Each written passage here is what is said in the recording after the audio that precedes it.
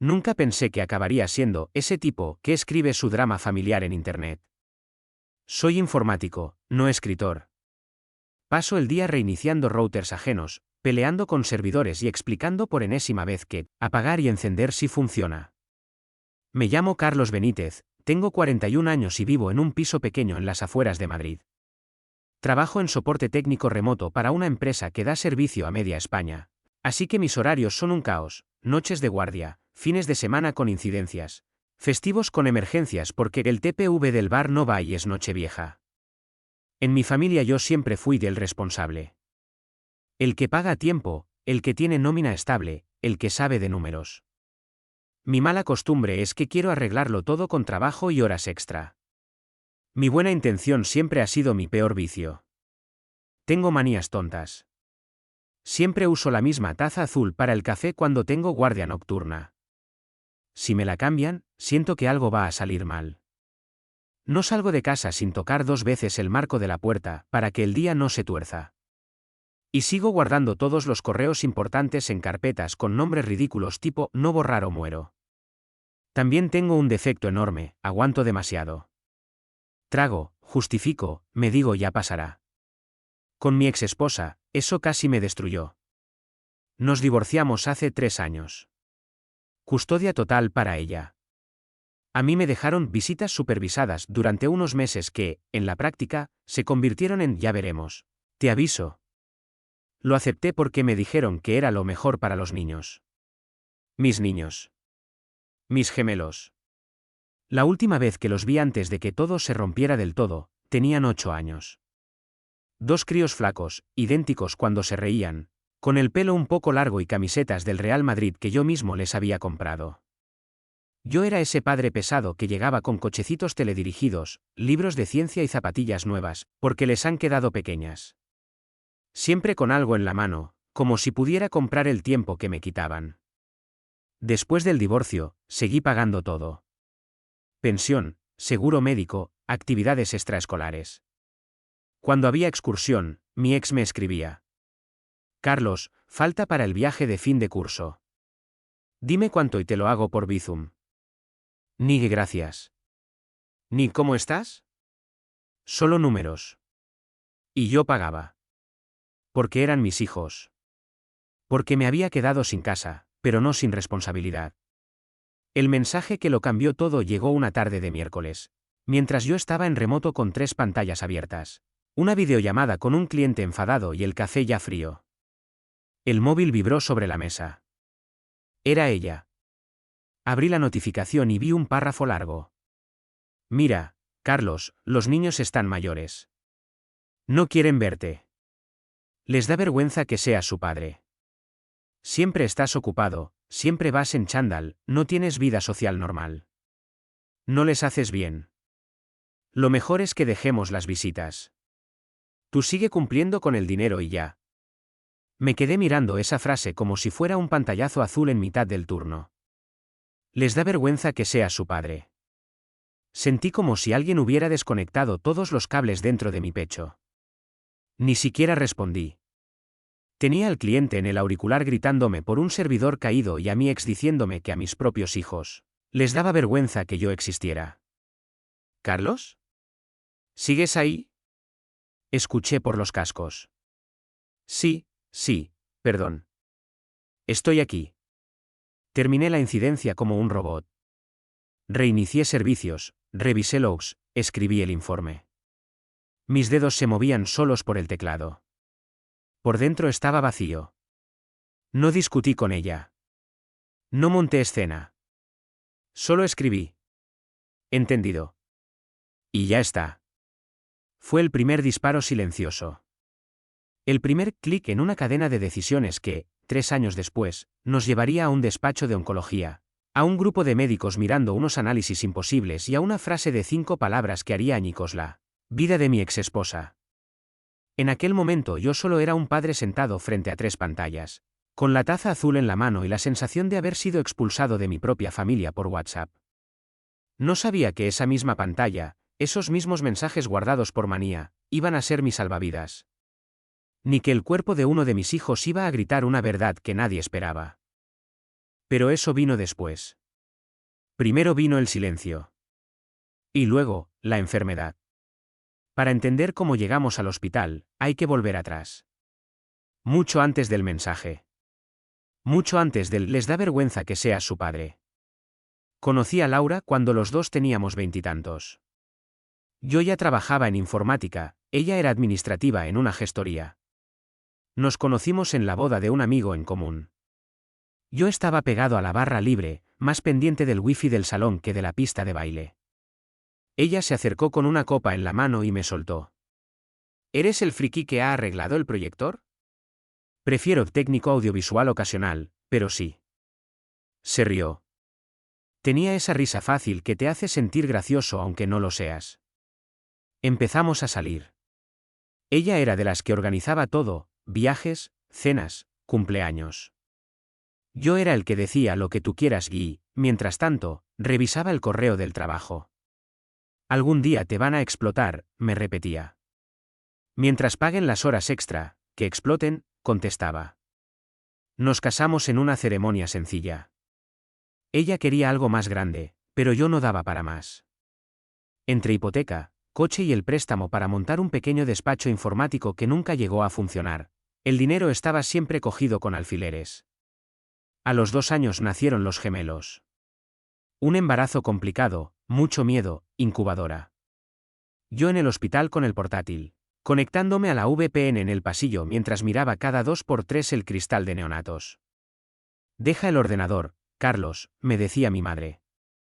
Es que si no cierro este ticket, me lo van a recordar toda la semana.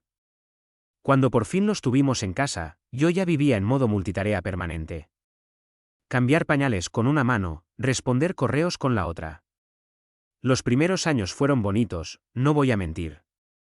Cansados, pero bonitos. Las noches sin dormir, los primeros pasos, las caídas tontas, las urgencias por fiebre alta. Pero algo empezó a cambiar. Laura siempre había sido exigente, pero con los niños se volvió perfeccionista hasta el extremo. Ropa combinada, fotos para Instagram, los gemelos ideales. Si yo llegaba 5 minutos tarde a recogerlos del cole porque se había caído un servidor, era un drama. No te toman en serio como padre, me soltaba. Eres el típico que vive para el trabajo y luego quiere hacer de héroe con regalos. Y sí, yo llegaba con regalos. Porque me sentía culpable. Porque llegaba reventado a las 8:30, a veces a las 9, y los niños ya estaban en pijama. La primera gran pelea fue por el dinero. Ella quería cambiar de coche, porque con niños necesitamos uno más grande. Yo todavía estaba pagando el mío. Pero si el tuyo está bien, le dije. Lo único que tienes que hacer es ponerle la silla. No entiendes nada, Carlos. Lo que no entiendo es de dónde vamos a sacar otros 400 euros al mes. Desde entonces, cualquier discusión acababa en lo mismo. Tú no entiendes. No haces suficiente. ¿De qué sirve que cobres bien si nunca estás? No eres un padre presente. Cuando finalmente nos divorciamos, el discurso estaba tan rodado que el juez casi no tuvo que esforzarse. ¿Su trabajo le exige muchas horas, señor Benítez? Sí, pero puedo organizarme, pedir cambio de turnos, he hablado con mi jefe. Los niños necesitan estabilidad, interrumpió el abogado de ella. Custodia total para Laura. Yo, pensión y visitas. Acepté. Firmé papeles que apenas entendía porque quería no hacer las cosas más difíciles para los niños. Confié en que el tiempo pondría todo en su sitio. Spoiler, no lo hizo. El patrón fue siempre el mismo. Yo pagaba. Ella decidía. Carlos, los niños quieren ir a un campamento de verano. ¿Cuánto es? 1.200 en total. Vale, te hago transferencia. Carlos, el seguro médico ha subido. Mándame el recibo. La pensión salía automática cada mes. Yo tenía una hoja de cálculo con todo apuntado, fecha, concepto, cantidad. Manía de informático. No sabía que esa hoja de cálculo iba a ser prueba algún día. Con los niños, la cosa era distinta. Al principio, los veía fines de semana alternos. Luego, siempre pasaba algo.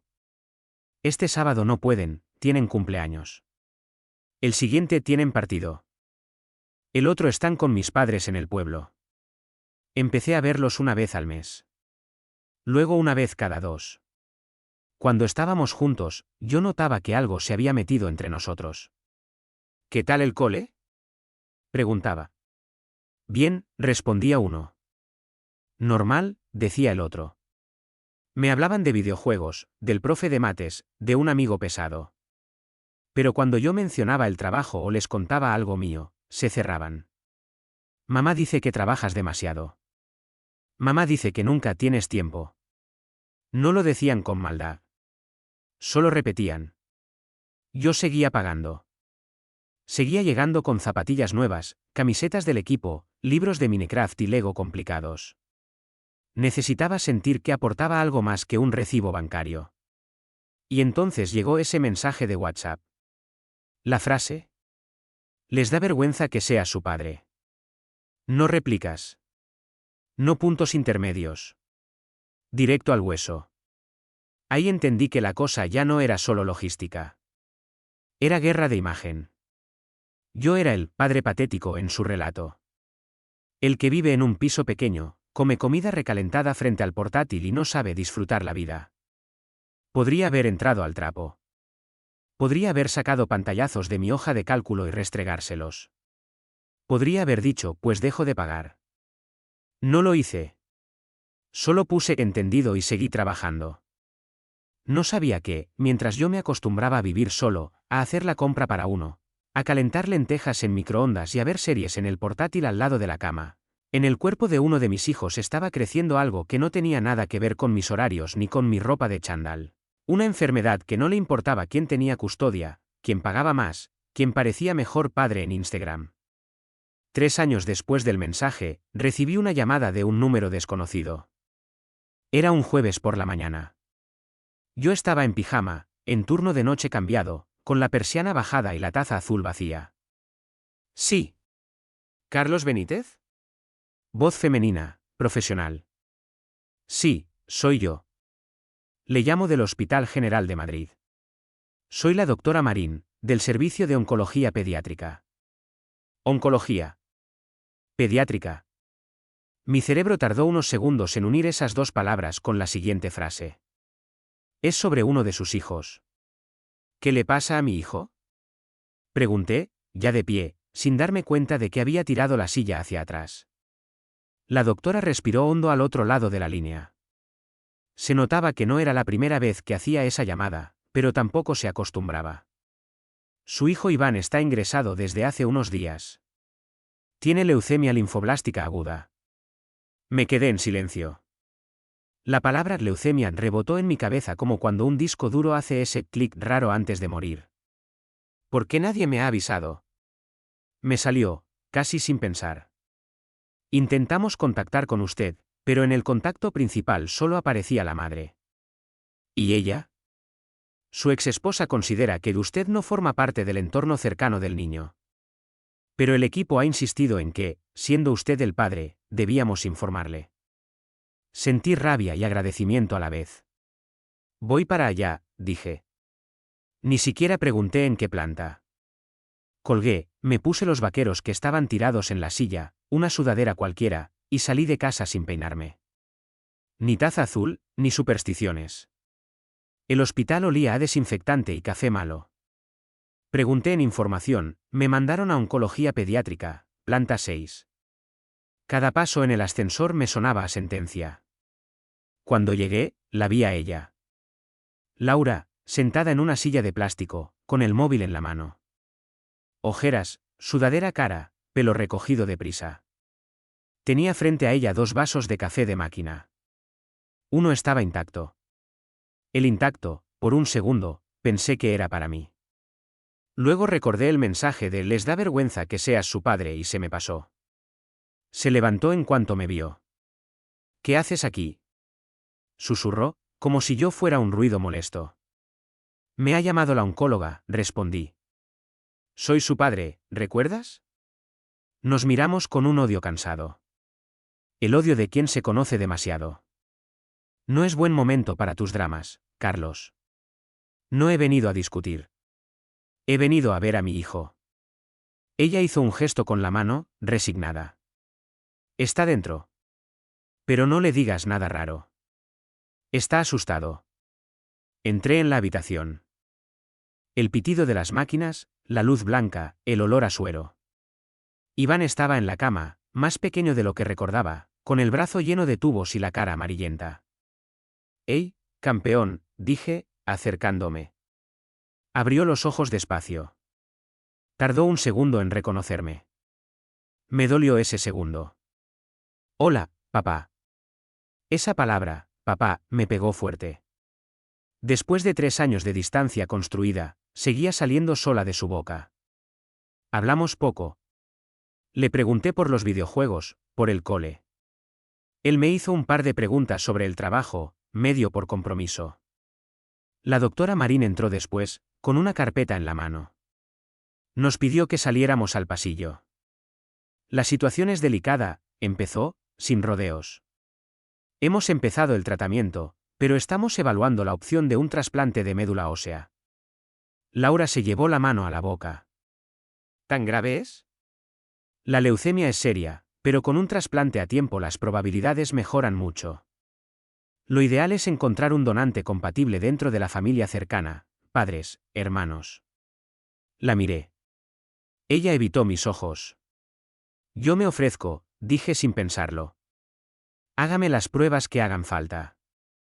La doctora asintió, profesional. Por supuesto. También las haremos al hermano. Cuantos más posibles donantes, mejor. Laura frunció el ceño. No hace falta que dramatices, Carlos. No estoy dramatizando. Soy su padre. Otra vez esa palabra en mi boca, como si necesitara repetirla para que no me la quitaran. Me sacaron sangre ese mismo día. Un análisis más. Estoy acostumbrado a análisis, revisiones anuales, colesterol un poco alto, tensión controlada. Pero esta vez me temblaban las manos. La doctora me explicó por encima cómo iban las compatibilidades, los antígenos, los porcentajes. Yo asentía como si entendiera, pero en realidad solo me quedé con una idea. Si soy compatible, puedo salvarle la vida. Los días siguientes fueron una mezcla de hospital y trabajo remoto desde la cafetería. Yo con el portátil abierto, el wifi del hospital a veces cortándose, y cada pitido de notificación del sistema confundiéndose con los pitidos de las máquinas de Iván. Laura se movía por el pasillo con el móvil en la mano, contestando mensajes de su familia, actualizando el grupo de WhatsApp Familia Laura. Yo no estaba en ese grupo, por supuesto. El hermano gemelo, Mario, venía a ratos. Se sentaba en la silla, miraba a su hermano medio dormido y luego a mí, incómodo. «¿Qué tal, tío?», me dijo una tarde. «Papá, Mario. Soy tu padre, no tu tío». «Ya, papá». «¿Perdón?». No lo dijo mal, lo dijo confundido. Habían pasado demasiados cumpleaños sin mí. Una mañana, la doctora me pidió que bajara a su despacho. Su tono era raro. Demasiado serio incluso para oncóloga. «¿Ha pasado algo?», pregunté, con el estómago cerrado. «Tenemos ya los resultados de las pruebas de compatibilidad», dijo, sentándose frente a mí. Noté cómo el corazón me latía en las sienes. «¿Soy compatible?». Señor Benítez, miró la hoja, la volvió a mirar, frunció el ceño. «Eso es precisamente lo que necesitamos revisar». Llamó por teléfono a alguien del laboratorio. Pidió que repitieran el análisis. Pidió que revisaran el código de barras de las muestras. «¿Hay algún problema?». Insistí. «Hay algo que no cuadra», admitió. «Es, médicamente muy extraño». Repetimos las pruebas. Otra vez pinchazo, otra vez tubos, otra vez firma en papeles. 2 días después, me volvieron a llamar al despacho. Esta vez estaban la doctora, otra médica mayor con gafas, un hematólogo y alguien del comité ético del hospital. También llamaron a Laura. Nos sentamos todos alrededor de una mesa rectangular. Yo me sentía pequeño, fuera de lugar, como cuando te llaman a la oficina del jefe sin haberte explicado por qué. La doctora puso los papeles sobre la mesa. Respiró hondo. Bien, empezó. Hemos repetido las pruebas varias veces para descartar cualquier error técnico. Hemos revisado etiquetas, procedimientos, incluso la maquinaria. Se miraron entre ellos. Laura se cruzó de brazos, impaciente. ¿Entonces? Dijo ella. ¿Es compatible o no? La doctora nos miró uno a uno. Su mandíbula estaba tensa. Los resultados son contradictorios con la historia clínica que tenemos, dijo. Por eso convocamos esta reunión. Señaló los papeles. Según los análisis, el señor Benítez no comparte el patrón genético necesario ni con Iván ni con Mario. Mi cerebro tardó unos segundos en traducir esa frase. Laura parpadeó. ¿Perdón? Quiero decir, repitió la doctora, despacio, que, según todas las pruebas realizadas, el señor Benítez no es el padre biológico de ninguno de los gemelos. El silencio que siguió fue pesado, frío. Yo sentí como si me hubieran desenchufado de golpe. Laura dio un golpe en la mesa. Eso es imposible. Por eso hemos repetido todo, intervino el hematólogo. Hemos comprobado 3 veces con laboratorios distintos. Los datos son claros. Yo apenas podía hablar. ¿Qué significa eso para Iván? Pregunté al fin. ¿Puede tener donante? La doctora me miró con una mezcla de compasión y respeto. Para Iván significa que tendremos que ampliar la búsqueda al Registro Nacional e Internacional de Donantes. Para usted, señor Benítez, tragó saliva, entiendo que esto es un impacto enorme. Ella añadió, con la voz baja pero firme. Entendemos que esto no es un tema solo médico. Es también legal y familiar. Nuestro deber era informarles. Laura empezó a respirar rápido. Estáis cometiendo un error. Carlos es su padre. Siempre lo ha sido. No hablamos de paternidad afectiva, señora, dijo la doctora con cuidado. Hablamos de biología. Y biológicamente. Se detuvo. Me miró directamente a los ojos. Y ahí soltó las 5 palabras que cambiaron todo. Usted no es el padre. No recuerdo los siguientes 30 segundos. Solo sé que, cuando volví a oír mi propia voz, estaba diciendo. ¿Están seguros? Una pregunta absurda después de todo lo que acababan de explicar, pero era lo único que mi cerebro era capaz de producir. Lo sentimos mucho, repitió la médica de gafas. Científicamente no hay duda. Laura se levantó de golpe. Voy a hablar con el director del hospital. Esto es inadmisible. Carlos, diles algo. Me miró como si todavía tuviera el poder de arreglar las cosas con un par de teclas. Como si yo hubiera sido siempre el técnico que resuelve errores ajenos. Pero esta vez el error no era del sistema. Era de nuestra vida. Yo, me escuché decir, quiero ver los informes. Quiero copias de todo. El del comité ético asintió. Por supuesto. Tienen derecho a toda la documentación. También podemos ofrecerles apoyo psicológico. Laura siguió negando con la cabeza. Esto no puede ser. Carlos, diles que tú estabas ahí, diles. Me callé. Un recuerdo se me vino a la cabeza, uno que había enterrado bajo muchas horas de trabajo y cansancio. Una noche, años atrás. Yo de guardia, ella que decía que iba a tomar algo con las chicas. Yo medio dormido frente al portátil cuando entró a las 4 de la mañana oliendo a alcohol y perfume caro. ¿Todo bien? Le pregunté. Sí, hemos salido del bar de siempre, nada raro. No insistí. Nunca insistía. Me senté en el banco del pasillo del hospital con el sobre de los análisis en la mano. Mis dedos buscaban un ratón imaginario.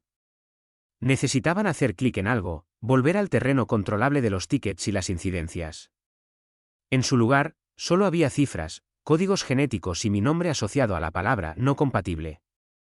Mientras tanto, lo práctico seguía su curso. La doctora organizó la búsqueda de donante para Iván.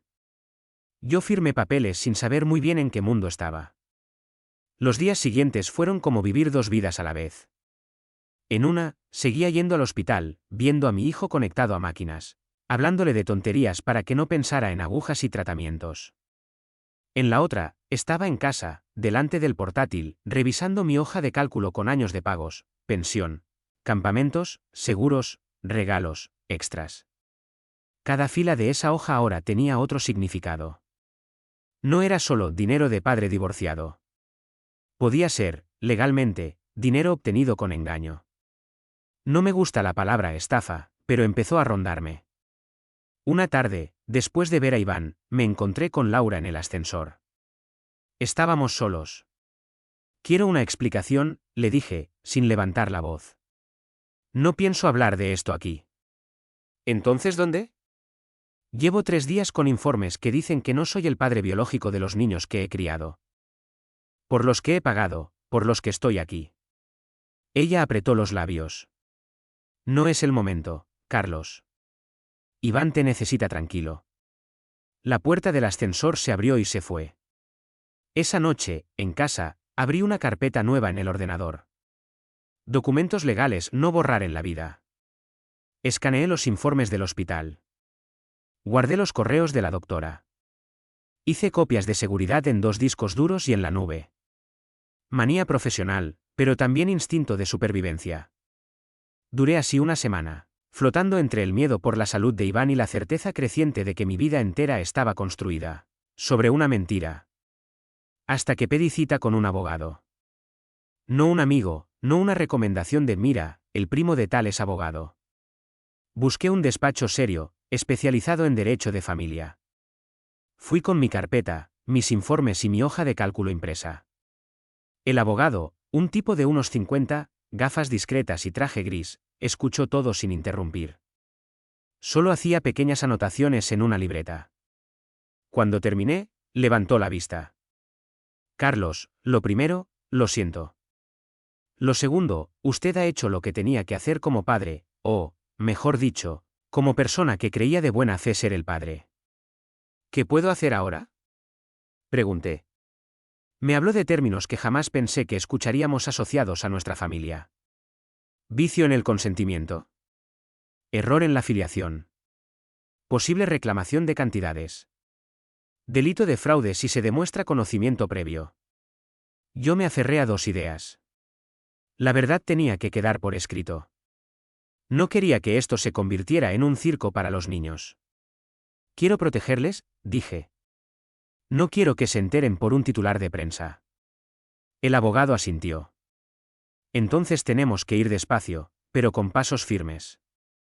Lo primero es iniciar un procedimiento para impugnar la paternidad desde el punto de vista legal. Lo segundo, valorar si reclamar lo pagado. Tragué saliva. No sé ni lo que siento, admití. Les quiero. Aunque no sean míos. Eso es algo que nadie le puede quitar, respondió. Pero también tiene derecho a que el sistema reconozca lo que ha pasado. Salí del despacho con una mezcla de alivio y vértigo. Tenía una cita en el juzgado para presentar la demanda. Tenía documentos, fechas, transferencias, informes médicos. Tenía, por primera vez en años, algo que no dependía de si Laura estaba de humor o no. En el hospital, la situación de Iván avanzaba lenta. Encontraron un posible donante compatible en el registro. Había esperanza, aunque todo era frágil. Una tarde, mientras Iván dormía, Mario se sentó a mi lado. Mamá está rara, dijo. ¿Rara cómo? Grita por teléfono.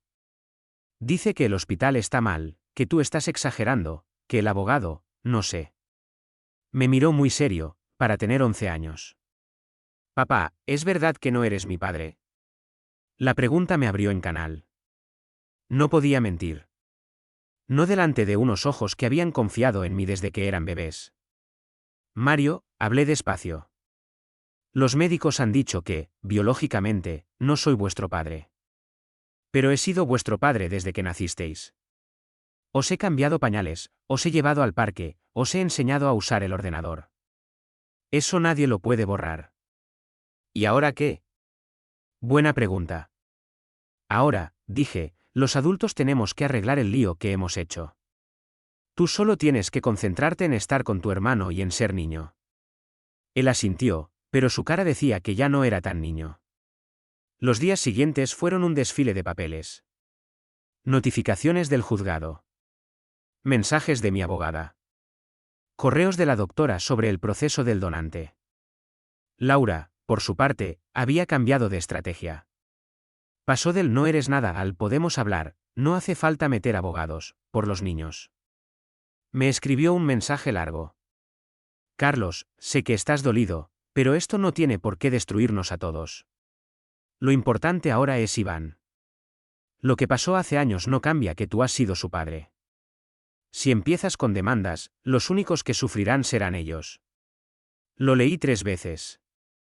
Ella hablaba de lo que pasó hace años como si fuera una mancha pequeña en una camiseta blanca.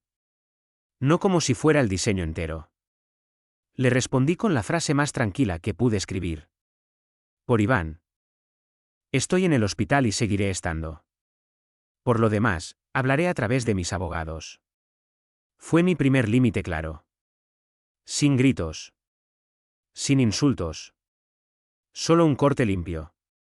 El día que declaramos en el juzgado, sentí que estaba en una versión retorcida de una de esas reuniones de proyecto del trabajo, cada uno intentando defender su parte, documentos en mano, lenguaje técnico que en el fondo solo significa, alguien ha mentido. Mi abogada presentó los informes del hospital. Las transferencias. Los años de pagos. El juez miró todo en silencio. Laura dijo que no sabía nada, que jamás habría querido hacer daño, que las cosas se complicaron. Fue una época difícil. Cuando le preguntaron directamente si había mantenido relaciones con otra persona en la época de la concepción, bajó la mirada. No recuerdo fechas exactas, murmuró. Yo no dije nada heroico. No hice ningún discurso dramático. Solo respondí a las preguntas con honestidad y mantuve la calma. Es curioso, después de años siendo acusado de frío y distante, esa misma frialdad controlada se convirtió en mi mejor defensa. El juez no decidió nada ese día. Los jueces nunca deciden como en las películas. Pero el procedimiento estaba en marcha. Y mientras la maquinaria legal avanzaba, en la planta 6 del hospital un niño luchaba contra algo que no entendía. Un niño que no sabía aún que su ADN había destapado años de mentira. Hoy escribo esto sentado en la misma mesa donde antes revisaba logs de servidores. Tengo a mi lado 3 cosas. Mi taza azul. Una copia plastificada del informe genético.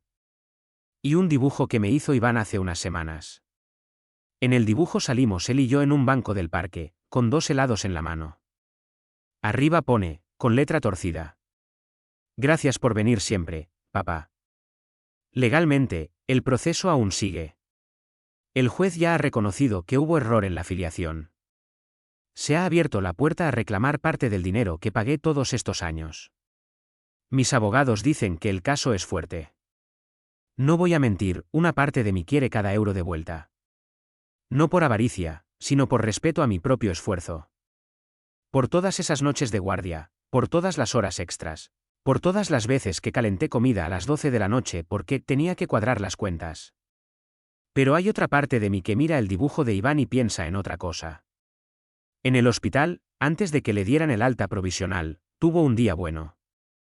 Sin fiebre, con algo de energía. Salimos al jardín de la planta, él con una sudadera del Madrid que le compré por internet. Papá, me dijo, si no eres mi padre de sangre, ¿por qué sigues viniendo? Lo dijo con curiosidad sincera, no con reproche. Me quedé callado un momento. No podía responder con tecnicismos ni con frases de abogado. Tenía 11 años y cáncer. Necesitaba algo simple. Porque yo te elegí, le dije al final. La sangre no la eliges, viene como viene.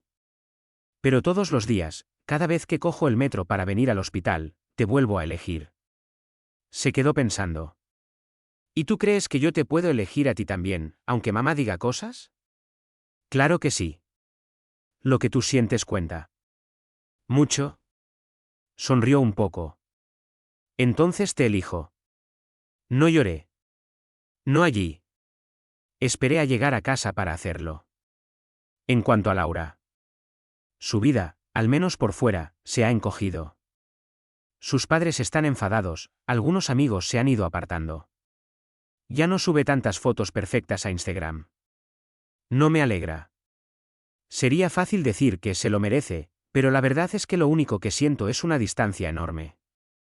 Como si habláramos de alguien que conocí en otro trabajo, en otra ciudad, y con quien ya no tengo nada en común. Mis límites ahora son simples. No insulto. No grito. No mando audios de 3 minutos llenos de reproches. Pero tampoco cedo. No vuelvo a firmar nada sin leerlo. No pago nada que no esté por escrito y validado. No acepto que nadie use a los niños como moneda para comprar silencio. Mis supersticiones siguen ahí. Sigo tocando 2 veces el marco de la puerta al salir. Sigo usando la taza azul en los días importantes. La diferencia es que ahora también tengo nuevas costumbres. Tengo una carpeta física con todos mis documentos ordenados. No borro mensajes clave. Cuando algo me huele raro, no lo archivo para después, lo hablo, lo pongo por escrito, lo consulto con alguien. Si has llegado hasta aquí, quizá te preguntes si me arrepiento de algo. Sí. Me arrepiento de haber dejado que otros definieran mi valor como padre con frases como, les da vergüenza que seas su padre. Me arrepiento de haber pensado que pagar y callar era la única forma de querer. Pero no me arrepiento de haber estado en cada pasillo de hospital, de cada guardia que hice medio dormido para poder seguir enviando la pensión a tiempo. Aunque la biología dijera otra cosa, yo sé quién he sido. La oncóloga me dijo un día, mientras revisábamos unos análisis. A veces, Carlos, el cuerpo cuenta verdades que las personas no se atreven a decir. En nuestro caso, el cuerpo de Iván no solo gritó una verdad incómoda. También nos obligó a todos a poner los papeles encima de la mesa. Mi exesposa perdió su relato perfecto. Yo perdí una ilusión biológica. Pero gané algo que nunca había tenido, límites claros. ¿Y mis hijos? Ellos, con el tiempo, tendrán la verdad. No adornada, no manipulada. La verdad con pruebas, con documentos y con recuerdos reales. Cuando sean mayores y quieran entender qué pasó, no les enseñaré solo sentencias e informes. Les enseñaré también este dibujo y les diré. A pesar de todo, yo estuve aquí. Cada vez que pude, estuve. Y si algún día leen historias como esta en internet y piensan ojalá mi padre hubiera hecho algo así, yo quiero que tengan claro que el suyo sí lo hizo. No para vengarse, sino para poner por fin un límite. Para dejar de ser solo un número en la cuenta de otro. Y empezar a ser, de verdad, el dueño de su propia vida.